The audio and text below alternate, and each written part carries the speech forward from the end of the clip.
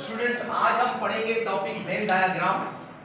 Venn diagrams एक mathematician था और उसने हमें कुछ डायग्राम्स बनाना सिखाए सेट्स के अंदर ऑपरेशंस को हल करने के लिए, जैसे union, intersection, difference of sets, complement and as well as properties. ठीक है ना, commutative property, associative property, distributive property of union और इंटरसेक्शन, ईटीसी वगैरह वगैरह। तो इस तरह से हमें शेप्स के अंदर, डायग्राम्स के अंदर वो हमें क्वेश्चन सॉल्व करना सिखाएं। तो अभी before going to solve the exercise we will discuss the more different diagrams of Venn के हम डायग्राम डिस्कस करेंगे ताकि आपको समझ आए।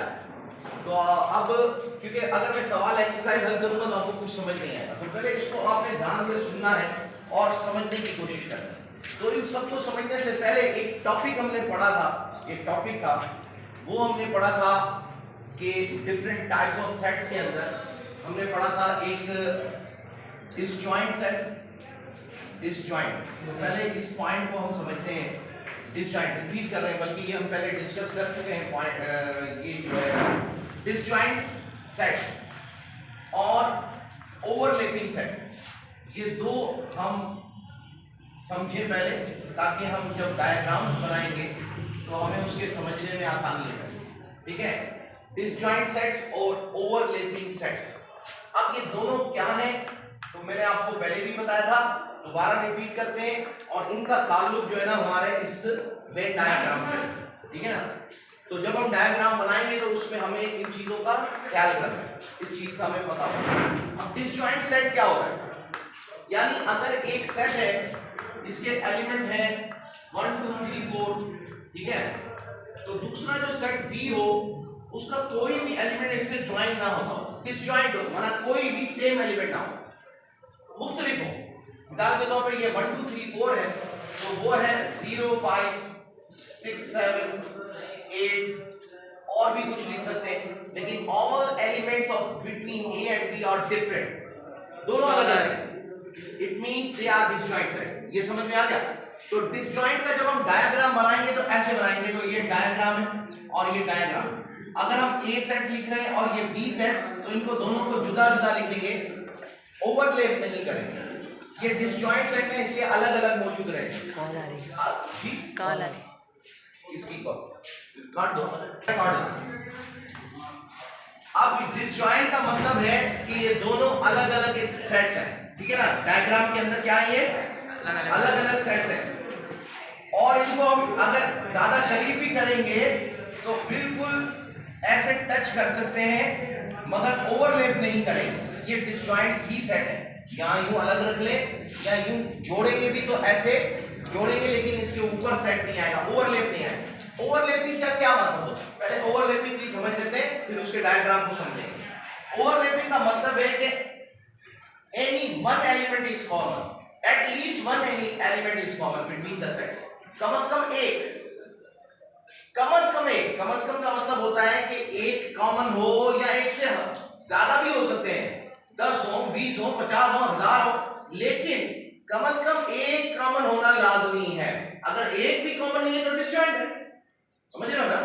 तो मिसाल के तौर पर ओवरलैपिंग का मतलब है जैसे लिखा है 1 2 3 4, लेट्स सपोज ये सेट ए है तो बी सेट है 2 4 6 8। अब देखिए इसमें कितने कॉमन है, दो कॉमन।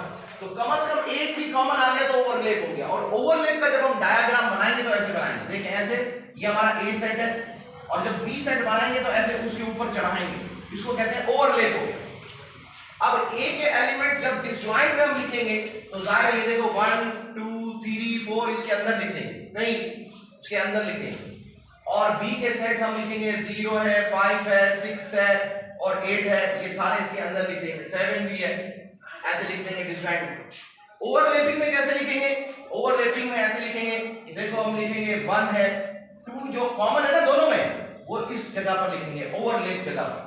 क्यों कि ये 2 देखो ए के अंदर भी आ रहा है, ये 2 बी के अंदर भी आ रहा है नहीं आ रहा, तो इसीलिए हमने ऐसे लिखना है। और 4 भी कॉमन आ रहा है तो इसलिए यहां लिखना है, और बाकी ये 3 है इसके अंदर और बी के अंदर 2 4 के अलावा 6 और 8।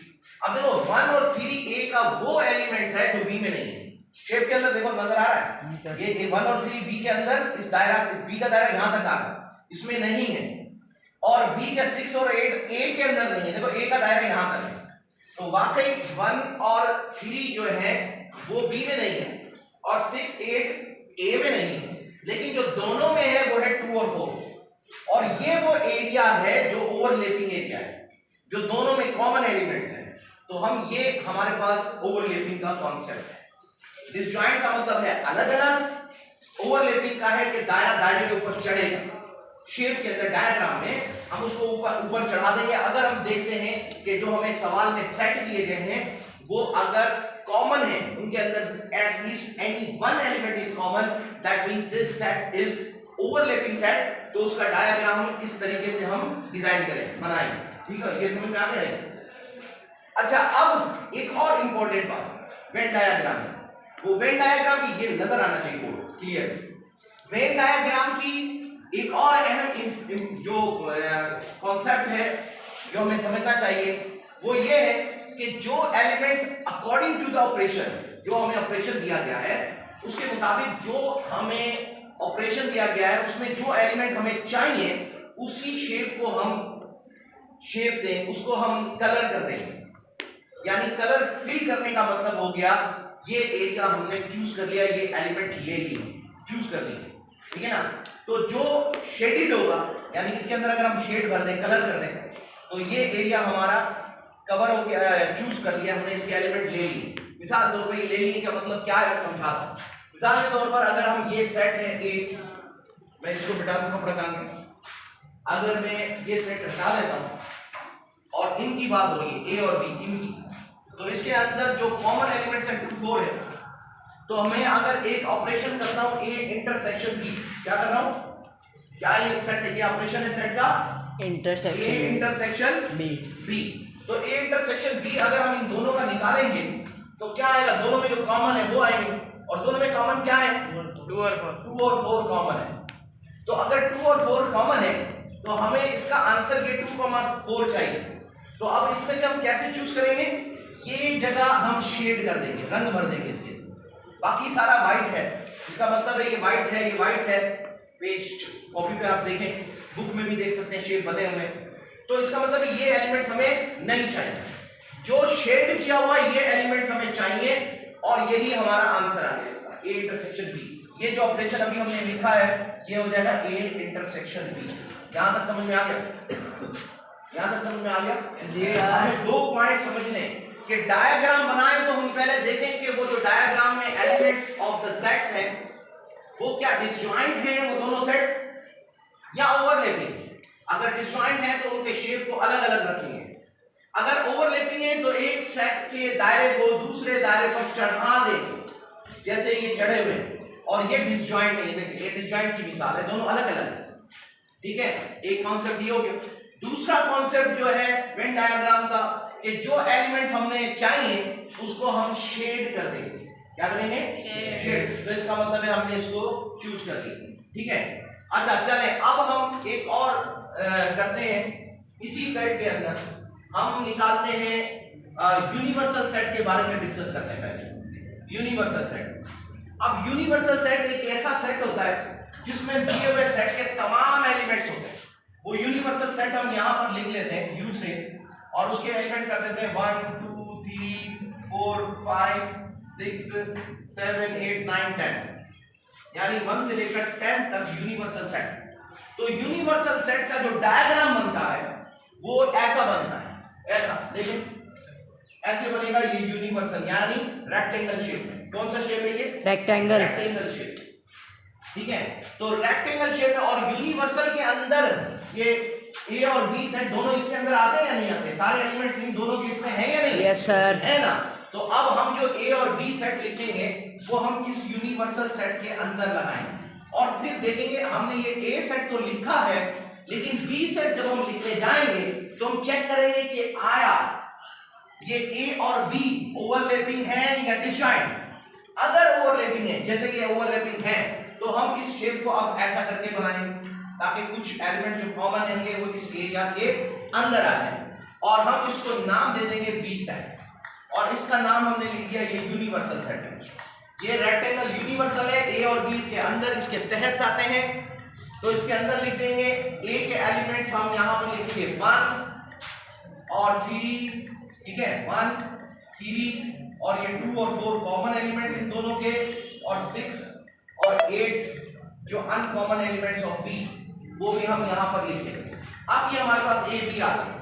अब हम एक और ऑपरेशन करते हैं, यानी कि ए कॉम्प्लीमेंट, ठीक है, क्या कर रहे हैं हम, ए कॉम्प्लीमेंट। तो कॉम्प्लीमेंट की बजाय डिफरेंस ऑफ सेट्स निकाल लेते हैं, क्योंकि ऑपरेशन तो आपने सारे पढ़े हुए ना, यूनियन इंटरसेक्शन। अच्छा, अगर यूनियन कर रहे हैं, इंटरसेक्शन का निकालना है, चलो यूनियन कर लेते हैं। ए यूनियन बी अगर हमें करना है तो जाहिर है ए यूनियन बी के मतलब ए और बी के दोनों के एलिमेंट्स मिला के लिखेंगे। क्या करेंगे, दोनों के एलिमेंट्स मिला के लिखेंगे। तो ए और बी के दोनों के एलिमेंट्स मिलाकर लिखें तो हमारा जवाब क्या आएगा, पहले टेबुलर में जरूर हल कर लेना चाहिए, फिर उसका वेन डायग्राम बनाना चाहिए। तो 1 2 3 4 6 8 6 और 8, वेरी गुड, शाबाश। यानी ये एलिमेंट्स हमें चूज करने हैं। तो चूज करने का मतलब है कि हमने वेन डायग्राम में इन एलिमेंट्स को शेड देना है। तो शेड क्या देना है, 1 2 3 4, ये तो सारे हैं, तो ये सारा शेड हो गया, और 6 8 भी है, तो ये भी सारा शेड हो जाएगा। ये आ गया यूनियन ऑपरेशन। ये लाने का मतलब है शेड करना है। जैसे बुक में आपने देख रहे होगे शेड किया हुआ येलो कलर किया हुआ है। कौन सा कलर किया हुआ है बुक में, देखें सर येलो। आप देखें बुक के अंदर, ये देखें, ये जो कॉमन एरिया इसको शेड किया है, तो इसका मतलब ये एरिया चूज किया गया है, शेड किया हुआ है, ये एरिया चूज किया है, इसके एलिमेंट उठाएंगे, और ये दोनों शेडिंग है ए और बी, यानी ए और बी के सारे एलिमेंट्स उठाएंगे।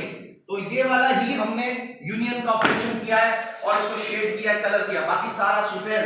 यूनिवर्सल के एलिमेंट्स और कौन-कौन से हैं, 1 2 3 4 5 भी है, 6 इसमें आ गया, 8 9 और 10। कहीं भी यूनिवर्सल के अंदर एरिया के अंदर हम उसके एलिमेंट्स लिखेंगे। अब आप गौर से देखें 5 9 10 ना ए में है ना बी में, 5 9 10 दोनों में है नहीं है ना, यूनिवर्सल में तो है। अच्छा, यूनिवर्सल में 1 से लेकर 10 तक गिनती है, तो ये यूनिवर्सल सेट है ना, ये सारा रेक्टेंगल।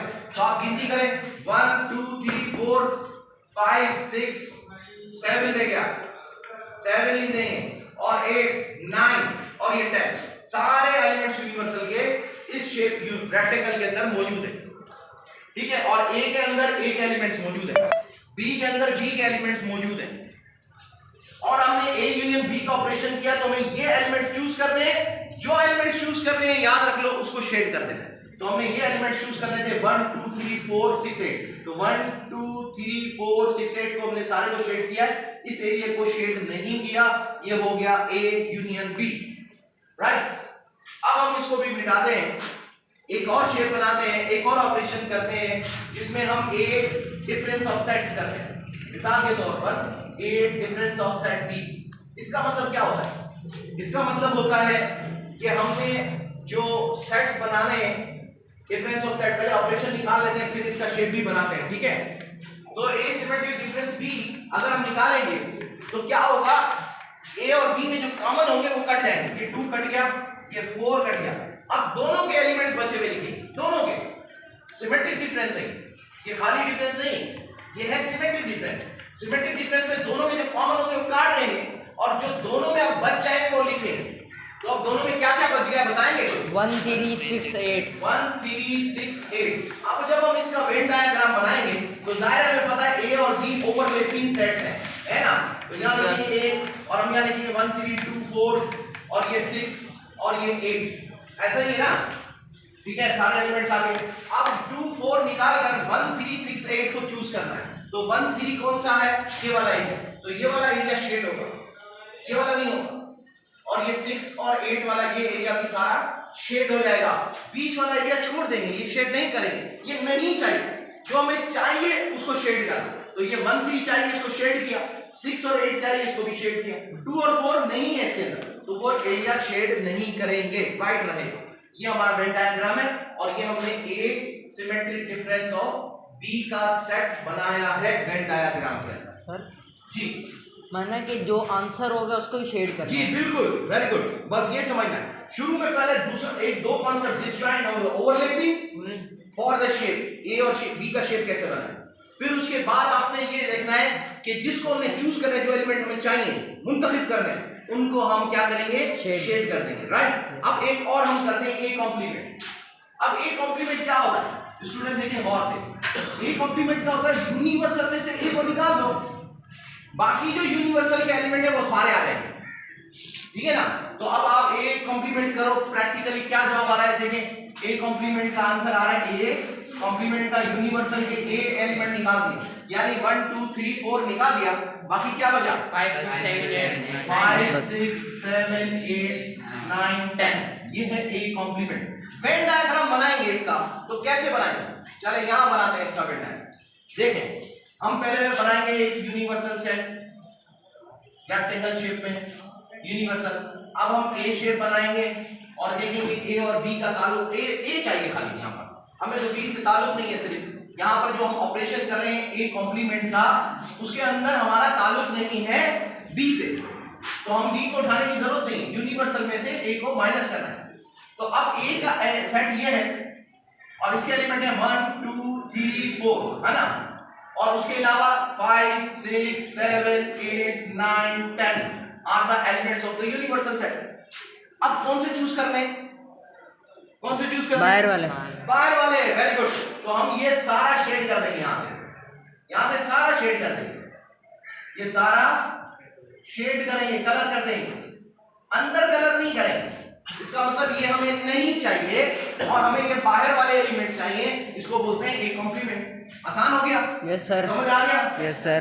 और ए कॉम्प्लीमेंट और सिमेट्रिक डिफरेंस और डिफरेंस ऑफ सेट्स भी ऐसे निकालते हैं। एक और भी हम हल कर लेते हैं, डिफरेंस ऑफ सेट, यानी a माइनस बी अगर हम करेंगे तो हमारे पास क्या जवाब आएगा, a माइनस बी करेंगे, यानी b के एलिमेंट्स, इसका मतलब है b के एलिमेंट्स a में से निकाल दो, जो a में बचेंगे वो लिखेंगे खाली। ये खाली डिफरेंस है, ये है सिमेट्रिक डिफरेंस, इसमें दोनों के बचे हुए लिखते हैं, a और b दोनों के बच गए, कटने के बाद दोनों में जो बच गए वो लिखेंगे। लेकिन इसमें सिर्फ a के एलिमेंट्स लिखेंगे, b के एलिमेंट्स निकालने के बाद माइनस करेगा, तो b के एलिमेंट इसमें से निकाल दी, बाकी क्या बचे 1 और 3, 1 और 3, वेरी गुड, शाबाश।